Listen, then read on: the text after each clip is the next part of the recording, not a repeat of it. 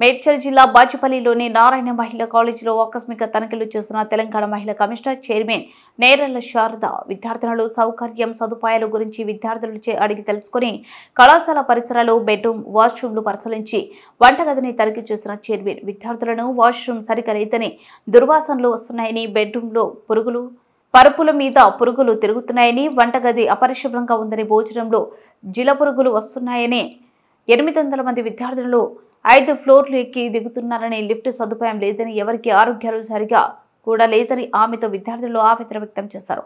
నేటి బాలికలే రేపటి భావితరాలకు ఆశ జ్యోతులు అని భారీ డైలాగ్స్ చెప్పడం కాదు వారికి బంగారు భవిష్యత్తు అందివ్వాలని సదుద్దేశంతో తనిఖీలు నిర్వహించామని ఇప్పటికైనా విద్యార్థులందరికీ నాణ్యమైన భోజనం సరైన సదుపాయాలు అందచేయాలని లేదంటే కఠిన చర్యలు తప్పవని ఆమె కళాశాల యాజమాన్యాన్ని హెచ్చరించారు.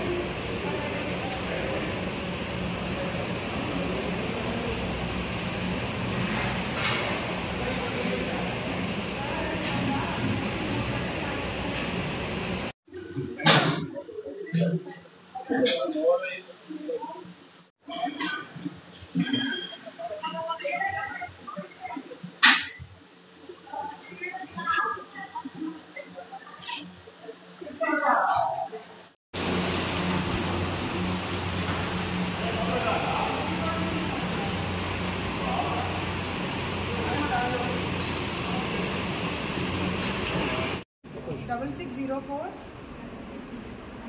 7777 ఇది నా personal number. Women commission complaint number ఉంటుంది 9490 555533. అవునా, చాలా ప్రాబ్లమ్స్ ఉన్నాయి. టీచర్స్ ఉన్నారు కాబట్టి భయం అవుతుంది. అందుకే చెప్పడానికి వచ్చాను. మీ ప్రాబ్లమ్స్ అన్నీ వాళ్ళతో మాట్లాడడం జరిగింది. అసలు మీకు ఏ ప్రాబ్లమే లేదనేటువంటి మాట వాళ్ళు చెప్తాను. వాళ్ళు ఎంతవరకు సమంజసమో వాళ్ళ విజ్ఞతకు వదిలేస్తాను. నేను వెళ్ళిన తర్వాత ఏదైనా వాళ్ళు ఇబ్బంది పెడితే నేను మా ఫోన్ నెంబర్ ఇచ్చి వెళ్తాను, నా పర్సనల్ నెంబర్ కూడా ఇచ్చి వెళ్తాను. ఏ ఇబ్బంది పెట్టినా సరే ఖచ్చితంగా నాకు కాల్ చేయండి, మ్యామ్ మాకు ఇలాంటి ఇబ్బంది పెడుతున్నారని చెప్పండి. నా పర్సనల్ నెంబర్ వచ్చి పెన్ ఉందా ఎవరికైనా?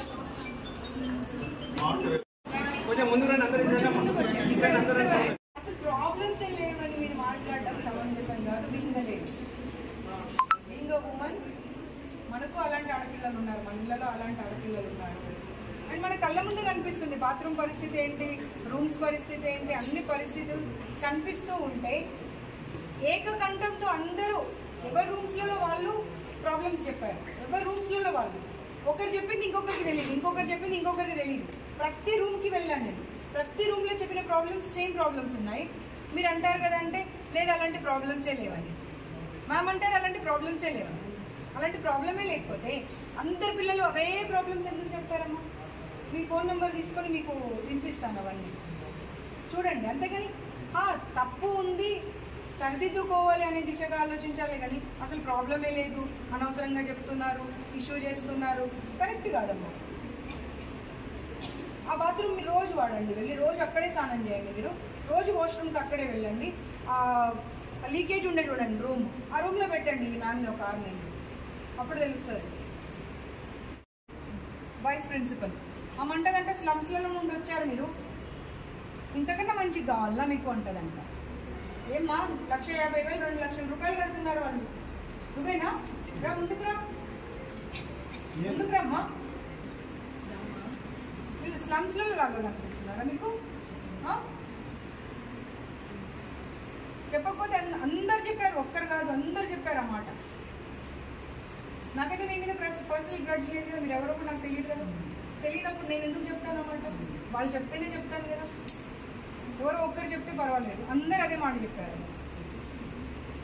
ఎప్పుడు ఒక్కరిని అవమానపరిచేటువంటి అధికారం మీకు ఎవరు ఇవ్వలేదు. సరే వాళ్ళు స్లమ్సే అనుకుందాం, వాళ్ళ పేరెంట్స్ ఆ ఫీజు కట్టే పరిస్థితిలో లేకున్నా కానీ మీ దగ్గర చదివిస్తున్నారు చూడండి, అది గొప్పతనం.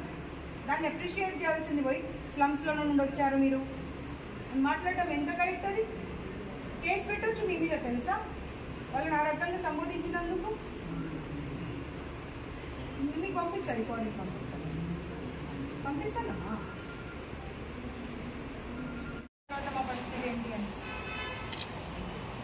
కొంచెం అనుకురానా తక్కువ తీసి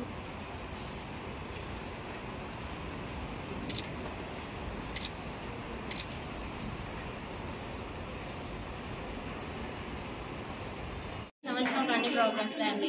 వాటర్ రావు, ఫుడ్లో మెస్, మళ్ళీ డస్ట్బిన్స్ దగ్గర ఫుడ్ మంచిగా క్లీన్ చేయరు. 3-4 డేస్కి ఒకసారి తీస్తారు. వాష్రూమ్స్లలో శానిటరీ నాప్కిన్స్ అవన్నీ తీసారు. 3-4 డేస్కి ఒకసారి తీస్తారు. అవి కూడా బయట తీసుకొచ్చి పెడతారు. ఫుడ్ విషయానికి వస్తే మొత్తం వాటర్ లాంటి రైస్ అనేది వాటర్ తీరు ఉంటాయి. కర్రీస్ అన్నీ నాన్ వెజ్ అయితే అసలుకే బాగుంటుంది. నాన్ వెజ్లో ఉన్న స్పూన్ వెజ్లో పెడతారు, వెజ్లో ఉన్న స్పూన్ నాన్ వెజ్లో పెడతారు. తాగే వాటర్లో కాక్రోచెస్ వస్తాయి. మొన్నైతే ఇట్టే కొట్టిరా ఏకంగా డ్రింకింగ్ వాటర్ దగ్గర. మాకు వాటర్ అనేది కూడా 4th ఫ్లోర్ వాటర్లో లేవు. మిడ్ నైట్స్లో మాకు వాటర్ కావాలని సార్ 3rd ఫ్లోర్ లేదా 5th ఫ్లోర్ అవి కూడా డ్రింక్స్ వస్తారు. వాళ్ళని బయటకి ఇట్లా వస్తే బతిమాలి తెప్పించుకుంటాం వాళ్ళతో. ఇంట్లో కూడా ప్రాబ్లమ్ వస్తుంది. ఇప్పుడు రీసెంట్గా అయితే లాస్ట్ ఫ్లోర్లో అయితే రూఫ్లో నుంచి వాటర్ పడుతున్నాయి. మొత్తం లీక్ అవుతుంది. అసలు వాటర్ పడితే మాకు అక్కడిక్కడ వెళ్ళడానికి రాదు, బయటికి వెళ్ళడానికి రాదు. రూమ్స్లో కూడా వాటర్ లీక్ అవుతున్నాయి. రూఫ్లో నుంచి రోడ్లకు మొత్తం వాటర్ పడితే లగేజ్ మొత్తం తడిచిపోతుంది, బట్టలు మొత్తం తడిచిపోతుంది. ఇంకా ఇక్కడ వెంటిలేషన్ ఉండలేదు. వెంటిలేషన్ కూడా మొత్తం క్లోజ్ చేసి పెట్టిరు. గాలి వస్తలేదు, మొత్తం క్లోజ్ చేసి పెట్టిరు. ఆరేసుకోవడానికి కూడా వేస్తలేరు. వాటర్ వచ్చి నిలుతుంది. మళ్ళీ జస్ట్ ఏదో మొత్తం అట్లా చేస్తారు.